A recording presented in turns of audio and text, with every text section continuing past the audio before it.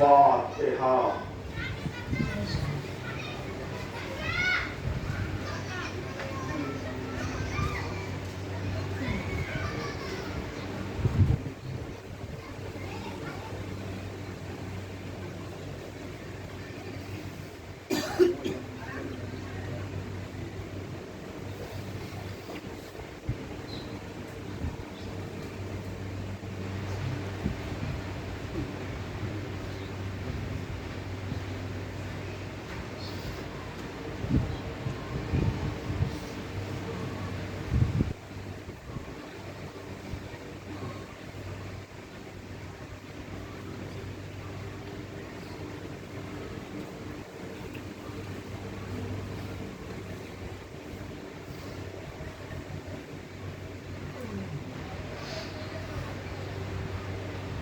لا حول ولا قوة إلا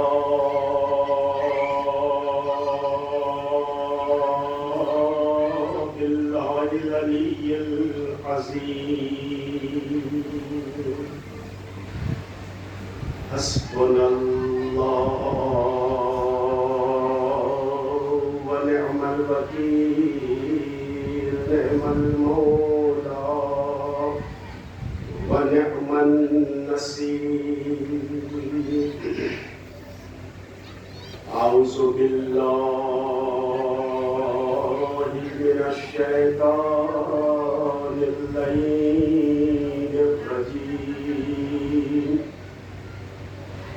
بسم الله الرحمن الرحيم۔ الحمد لله رب العالمين، الصلاة والسلام على سيد الأنبياء والمرسلين وخاتم النبيين الملقب بطه وياسين، المسدد المصطفى الأمجد المحمود الأحمد بالقاسم محمد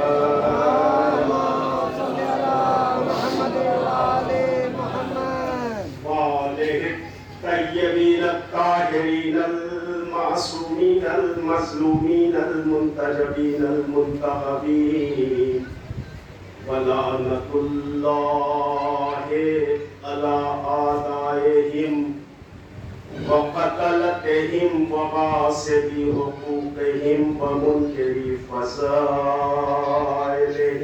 أجمعين، من الآن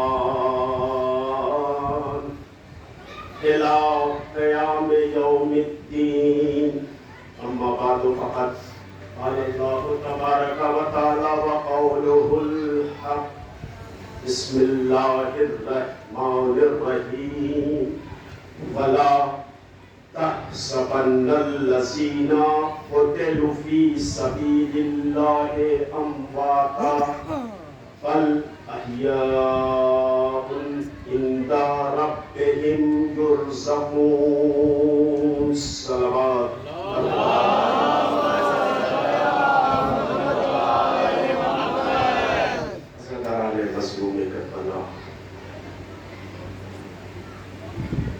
فرش ازا پر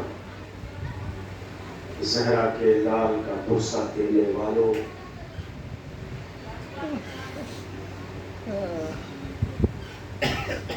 اس مقدس بارگاہ، اس عظیم بادشاہ کے مقدس بارگاہ میں حاضری دینے کا ہم سب شرف حاصل کر رہے ہیں، جس بادشاہ کو اپنی ضرورت بتانے کی ضرورت نہیں پڑتی۔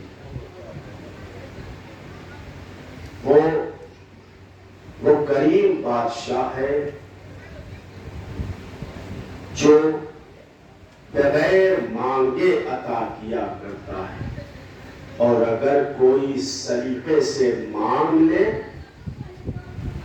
تو پھر اس کا مقدر عرش معلی پر پہنچ جایا۔ کیا نہیں دیا اس کریم بادشاہ حسین نے؟ فطر اس کو پڑھ دیا، راہب کو اولاد دی، اور کیا کیا نہیں دیا ہے اللہ نے گرامی۔ بس سلیقہ چاہیے مانگنے، اگر مانگنا ہے ویسے تو وہ عطا کر دے گا، لیکن اگر مانگا جائے تو بہت سلیقے سے مانگا جائے تو پھر اس کی عطا کا سمندر موجیں مارنے لگے گا، اور پھر کیا نہیں عطا کر دے گا۔ بہرحال یہ ایام عذاب جس کی دوسری تاریخ میں آپ اور ہم قدم رکھ چکے ہیں، بلکہ اپنے آخری مرحلے سے گزر رہی ہے یہ تاریخ، تو محرم بھی اب ختم ہو رہی ہے۔ حسین ابن علی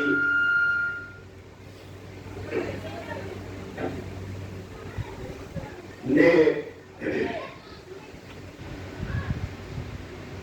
اپنی تلوار کے ذریعے سے اسلام کو نہیں بچایا۔ حسین ابن علی نے اگر اسلام کو بچایا ہے تو اپنی شہادت دے کر بچایا۔ بس یہی ہمارے رونے کے لیے بہت کافی ہے۔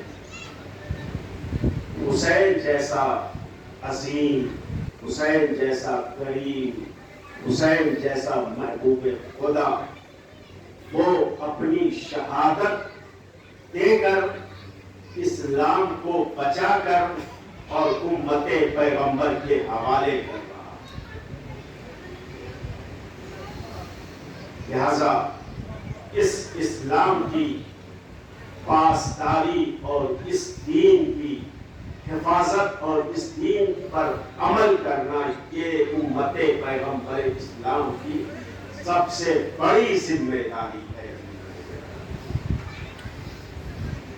آپ سنتے رہتے ہیں یہ مجلس ازا درسگاہ ہے، ایک حدیث معصوم آپ کی خدمت میں، بلکہ اپنے چھوٹے بچوں کی خدمت میں پیش کر کے اپنی گفتگو آگے اس منزل تک لے جانا چاہوں گا کہ جہاں مجھے لے جانا ہے۔ معصوم فرماتے ہیں، آپ سب کو معلوم ہے کہ مومن مولا علی کے چاہنے والے کو کہتے ہیں، جس کے دل میں اہل بیت کی محبت ہو وہ مومن ہوتا ہے۔ معصوم فرماتے ہیں کہ اگر کوئی شخص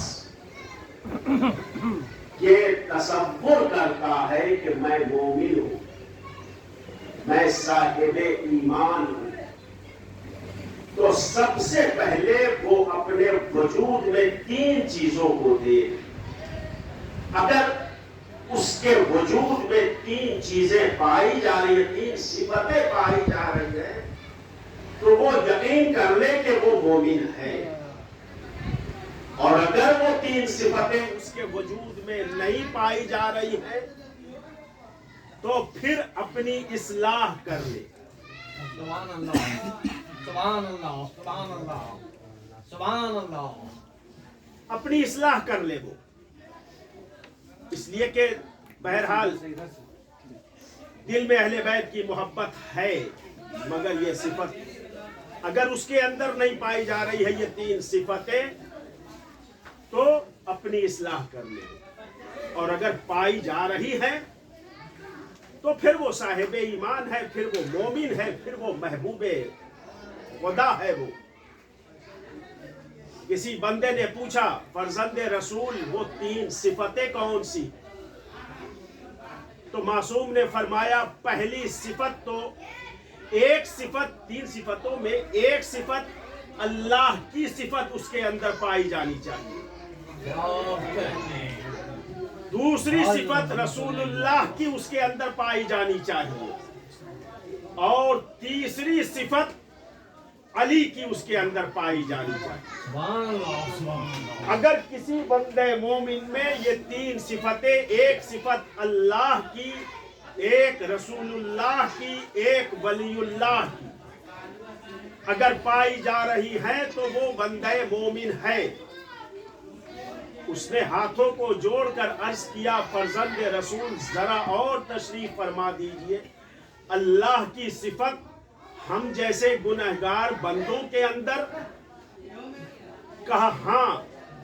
مجھے یہ بتا دے کہ اللہ ستار العیوب ہے کہ نہیں ہے؟ ہاں فرزند رسول، میرا خدا تو ستار العیوب ہے.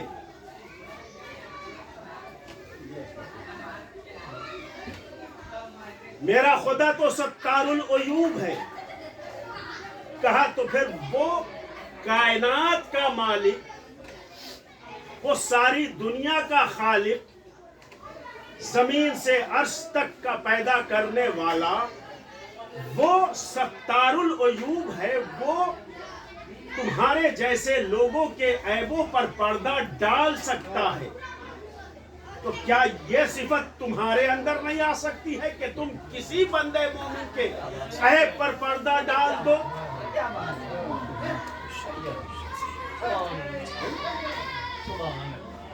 لہذا ایک صفت اللہ کی اس کے اندر پائی جانی چاہیے کہ اللہ ستار العیوب ہے. تو تمہارے اندر بھی یہ صفت ہونی چاہیے کہ تم بھی لوگوں کے، مومنین کے عیب کو چھپاؤ.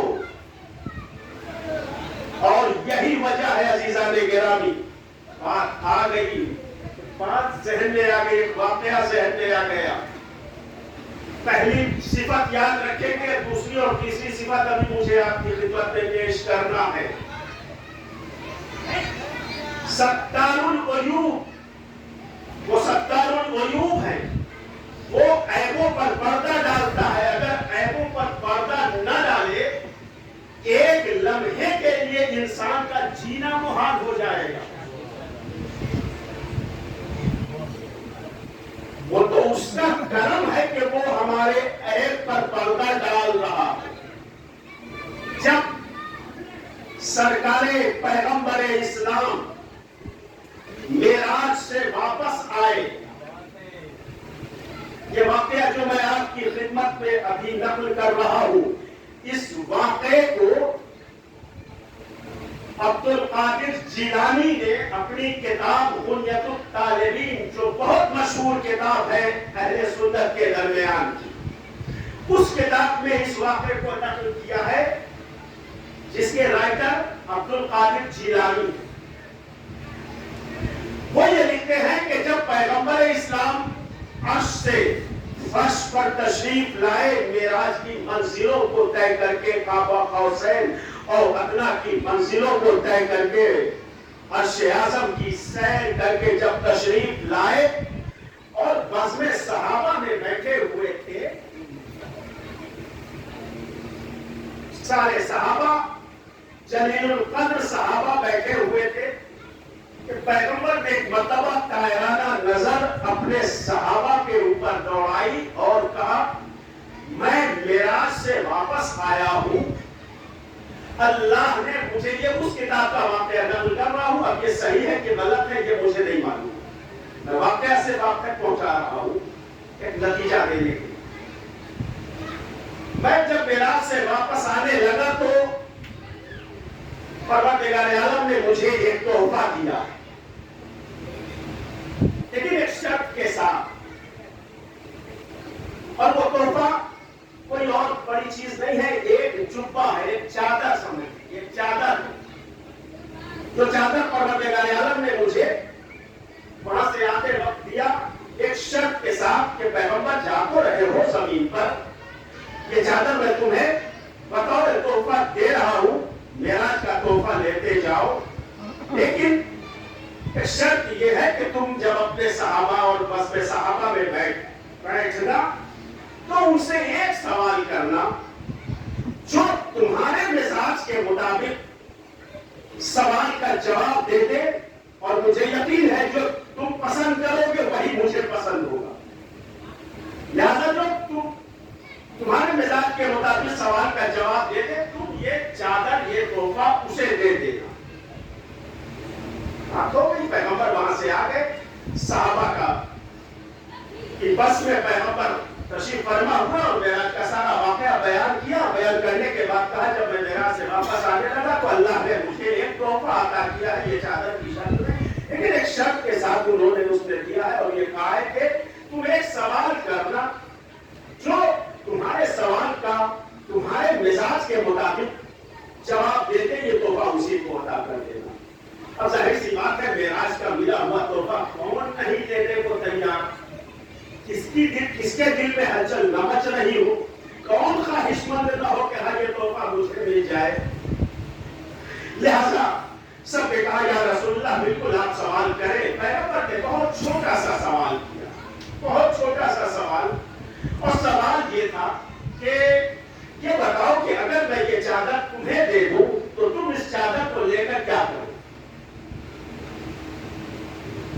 تو ظاہر سی بات ہے بڑے بڑے جلیل القدر صحابہ تھے، اس میں سے ایک صاحب کھڑے ہوئے، یا رسول اللہ یہ چادر اگر آپ مجھے دے دیں گے تو میں تعاون اپنے پاس بطور تبرک رکھوں گا، یہ عرش کا تحفہ، یہ اللہ کا دیا ہوا تحفہ، یہ رسول کے ذریعے ہاتھوں سے بس کیا ہوا تحفہ میرے لیے بڑا متبرک ہوگا، لہذا میں اسے اپنے پاس تعاون رکھوں گا۔ کہا اچھا بیٹھ جاؤ۔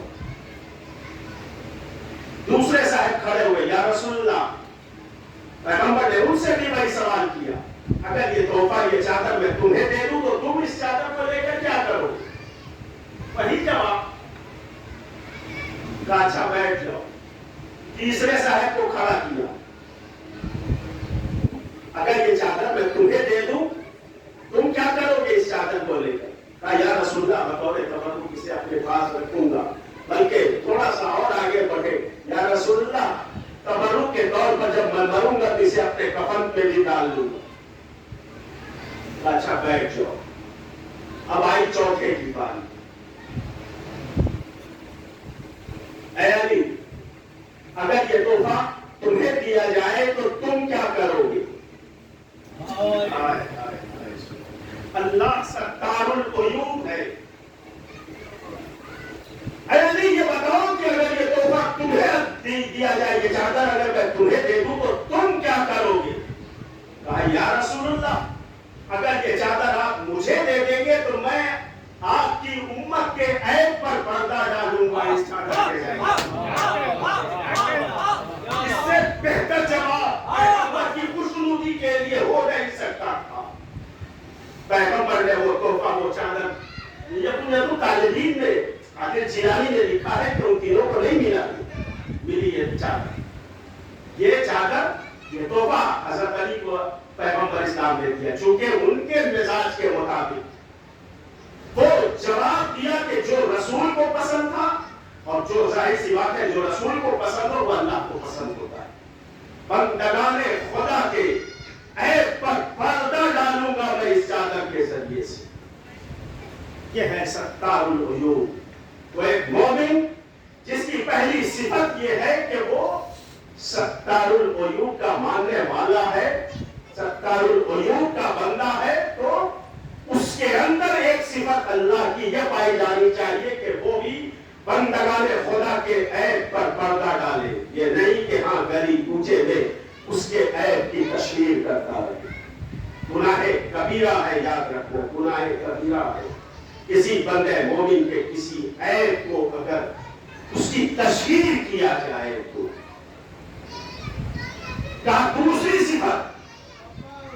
دوسری صفت رسول اللہ کی صفت اس کے اندر پائی جانی چاہیے۔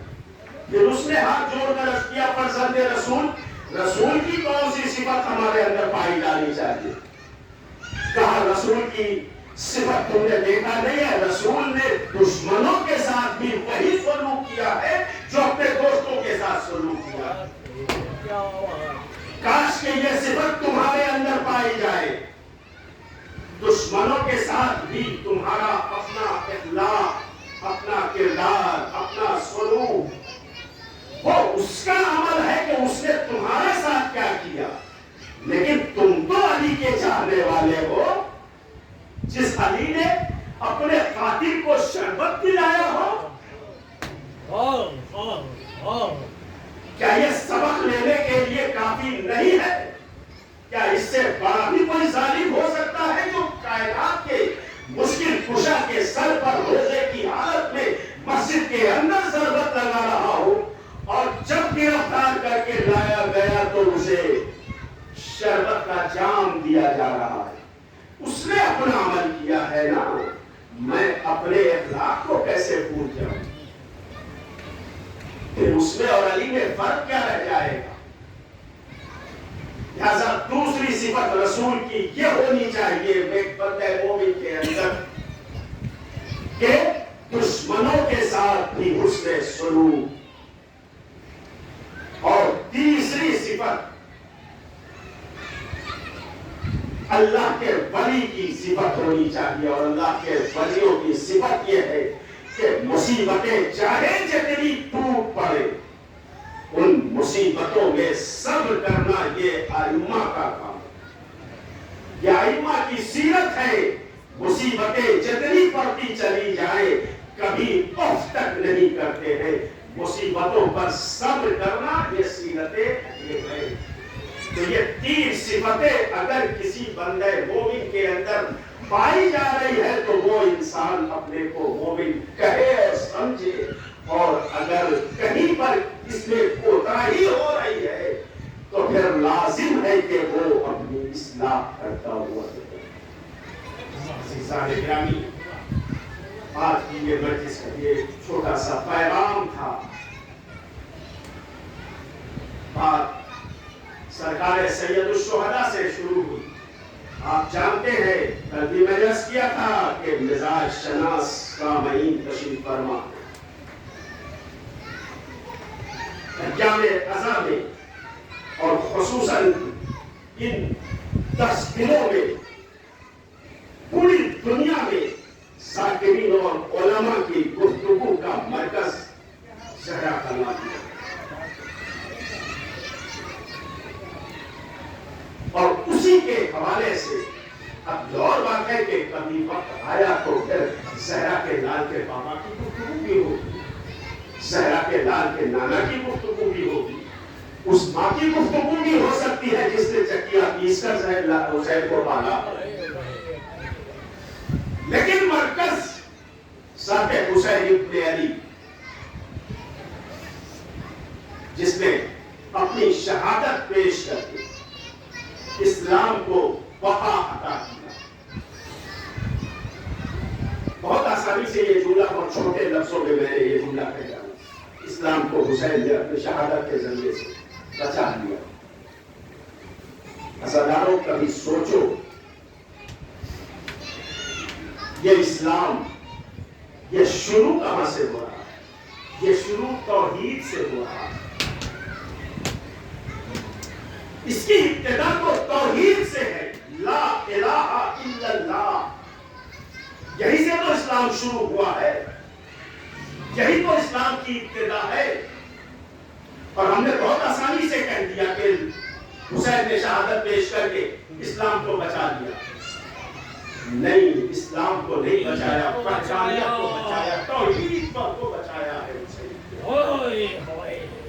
ورنہ لا الہ الا اللہ مٹ گیا ہوتا اگر حسین ابن علی نے اپنی شہادت پیش نہ کی ہوتی. دین ختم ہو گیا ہوتا. اور اب اگر دین کو اگر پھیلایا جائے تو یہی وہ دین ہے کہ جس میں حلال اور حرام کی تعلیم دی جا رہی ہے، جس میں جائز اور ناجائز کو بتایا جا رہا ہے، جس میں حق اور باطل کے درمیان فاصلہ کتنا ہونا چاہیے یہ سمجھایا جا رہا ہے. تو یہ دین ختم ہو گیا ہوتا اگر حسین نے شہادت نہ دی ہوتی. اس کا مطلب یہ ہے کہ نہ پھر حلال اور حرام باقی رہتا، نہ حق و باطل کو کوئی سمجھ پاتا، نہ جائز اور ناجائز کے فرق کو کوئی سمجھ پاتا اگر حسین نے شہادت نہ پیش کی ہوتی. کہ حسین ابن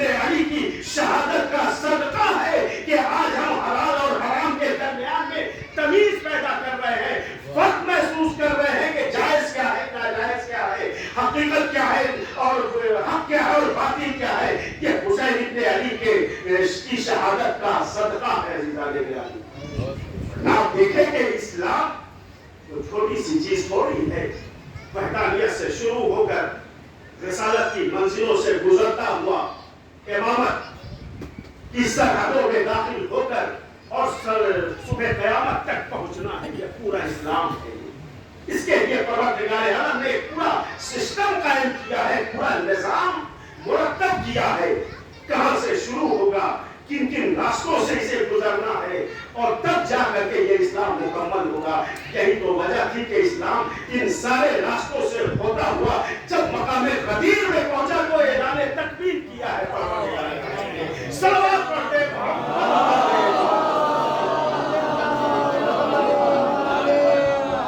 अब जरूरत नहीं है, अब इस्लाम पाए तकमील तक पहुंच गया।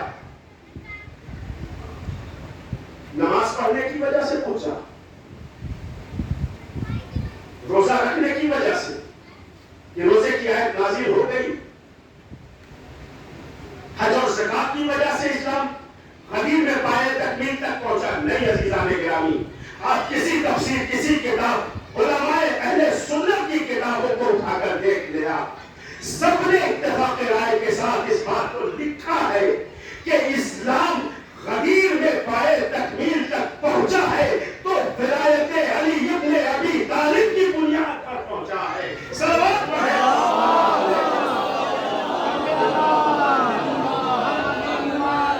अली की विलायत की बुनियाद के ऊपर इस्लाम पाए तकमील तक पहुंचा, और यही तो इतना इंपॉर्टेंट पैगाम था। ये आप जरा सा आयत के लहजे के वजन को महसूस करें।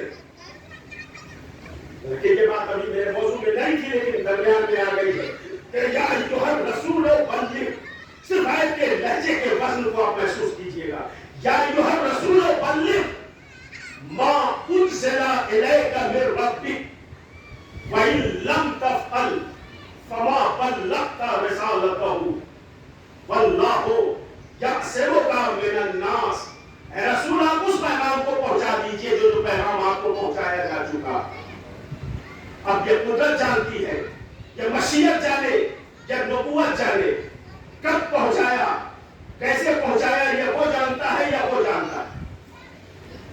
वो पैगाम पहुंचा दीजिए जो पैगाम आपको दिया जा चुका है। यहां तक तो लहजा बड़ा प्यारा दिखाई दे रहा है। यो रसूल, ऐ मेरे प्यारे रसूल, ऐ मेरे प्यारे हबीब, ऐ सैयदुल मुरसलीन, ऐ खातमुन नबीय्यीन। इतना प्यारा लहजा, सब ये सब पैगंबर के लिए अल्लाह ने कहे तो और कौन करेगा। फ़इन लम तफ़अल, अब यहां से जरा लहजे की हंगरज को देखे कुदरत की। पूरे 6666 आयतों में किसी आयत का तेवर ऐसा नहीं है, ऐसा नहीं है जैसा तेवर इस आयत में दिखाई दे रहा है। वही लम तफ़अल, अगर तुमने इस काम को नहीं अंजाम दिया, फमा बल्लग़ता रिसालतहु, तो गोया तुमने पूरी कार्य रिसालत ही को अंजाम नहीं दिया। 63 साल की पैगंबर इस्लाम की जिंदगी, और उस जिंदगी में जो मुशक्कतें की है पैगंबर ने, जो मुसीबतें बर्दाश्त की है, कांटों पर चले हैं पैगंबर, वो झिड़ियां फेंकी गई है पैगंबर के जिस्मों पर, शिकम पर पत्थर बांधे हैं पैगंबर ने। ये सब एक तरफ, अगर इस पैगाम को तुमने नहीं पहुंचाया तो गोया तुमने कुछ किया ही नहीं। सोचे जरा सा, पैगंबर के 63 साल की मेहनत रायगा जा रही है अगर इस पैगाम को नहीं पहुंचाया गया। और वो पैगाम वही विलायत अली तालिब का पैगाम। सोचे ये कितना अहम पैगाम। उलमा ने नसीहत कहिए या वसीयत है, बुजुर्ग उलमा ने उम्मते पैगंबर इस्लाम से और खुसूसन अली के चाहने वालों से ये वसीयत और नसीहत की है, जिंदगी में सब भूल जाना मगर 3 बातों باتوں کو کبھی فراموش نہ کرنا، ایک غدیر کو کبھی بھولنا نہیں، دوسرے فدق کو کبھی بھولنا نہیں، اور تیسرے کربلا کو کبھی بھولنا نہیں۔ یہ تین چیزیں تمہارے ایمان، جس کے اوپر تمہارے ایمان کا دار و مدار ہے، فدق، غدیر، کربلا۔ عزیزان گرامی، میں نے سوچا تھا کہ یار شہادت کے عنوان پر کچھ گفتگو کیا جائے۔ شہادت کے لیے جو قرآن نے الفاظ استعمال ہوئے ہیں، دو لفظ استعمال ہوئے ہیں، ایک لفظ ہے شاہد اور ایک لفظ ہے شہید۔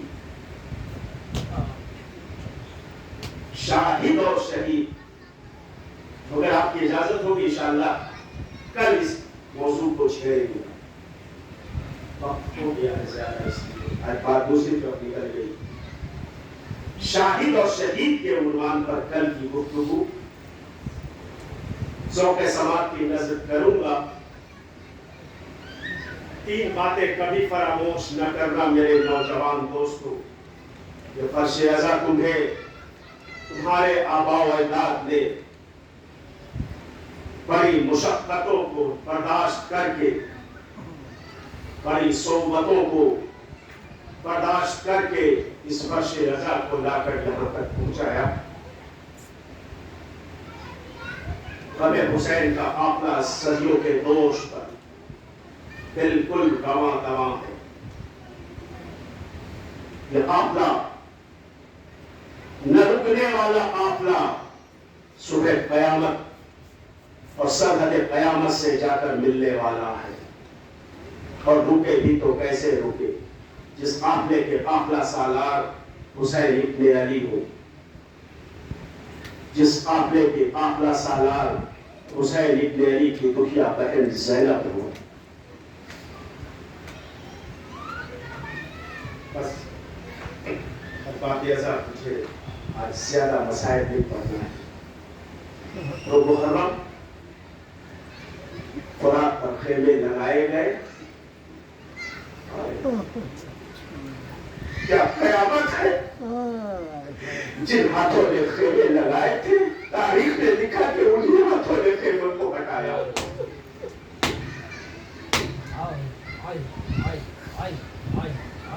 جس غازی کے ہاتھ نے فرات پر خیمہ نصب کیا تھا، مولا حسین اب کے ابروؤں کے اشاروں کو دیکھنے کے بعد اسی غازی نے فرات سے خیمے کو ہٹا بھی دیا۔ مولا آپ کی مرضی نہیں ہے تو پھر یہ غلام اپنی مرضی کا غلام کی مرضی تو آقا کی مرضی ہوتی ہے نا؟ نہیں، میں اپنے ہاتھوں سے فرات کے کنارے سے خیمے ہٹا لوں۔ رضاکاروں، فرات کے کنارے سے خیمے ہٹ گئے، پھر تو کربلا میں تلاقم سا بچ گیا، سیدانیوں میں قرآن کو برپا ہو گیا۔ رضاکاروں، ایک واقعہ ذرا سا اس سے پہلے آپ میرے ساتھ چلے۔ منزل سالبیہ میں جب یہ مدینے سے چلا ہے قافلہ اور منزل سالبیہ میں پہنچا، منزل سالبیہ اس منزل کو کہتے ہیں کہ جو کربلا سے بالکل پہلے والی منزل، بس اب اس کے بعد جو قافلہ چلے گا تو کربلا میں واحد ہو جائے گا۔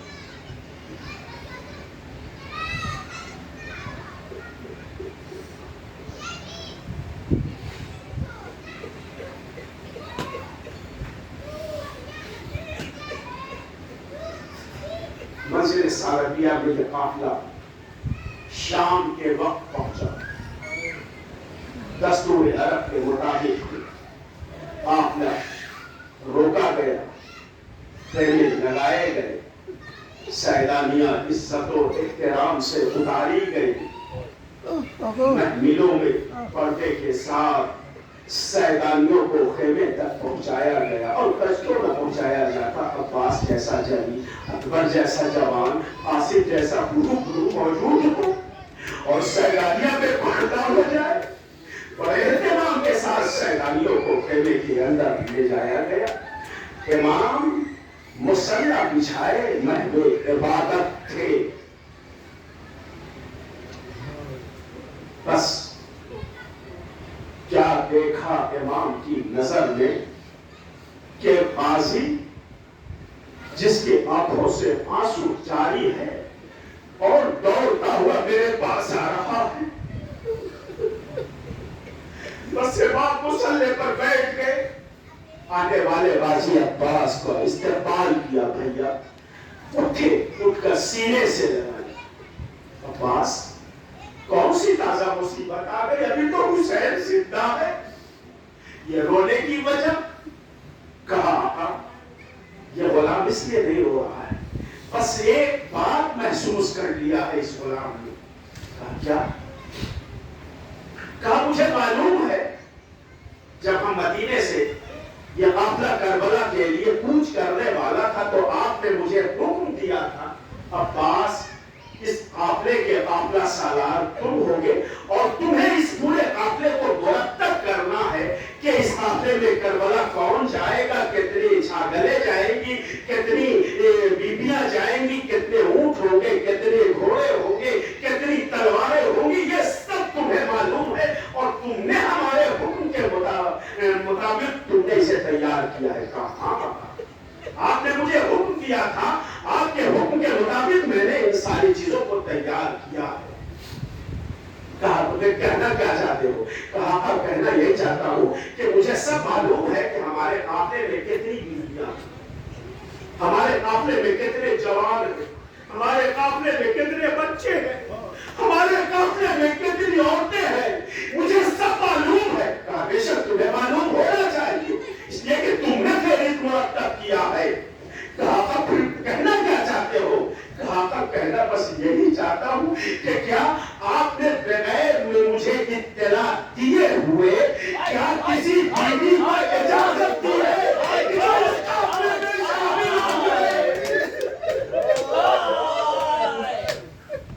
क्या बात कैसी बातें कर रहे हो? ये तुमने महसूस कैसे किया? क्या बताऊं?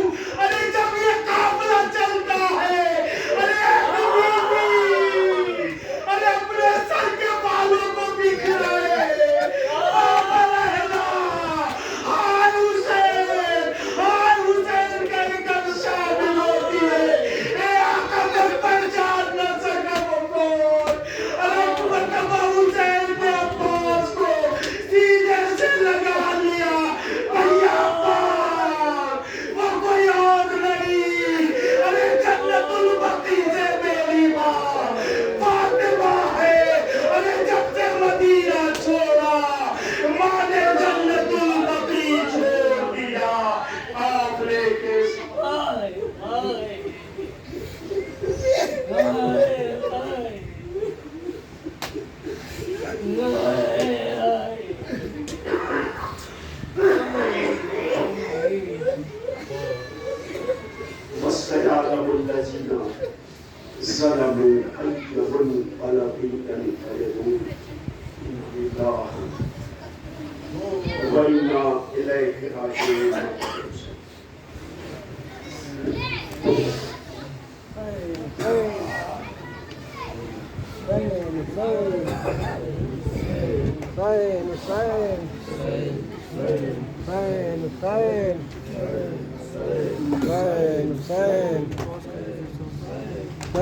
Hussein.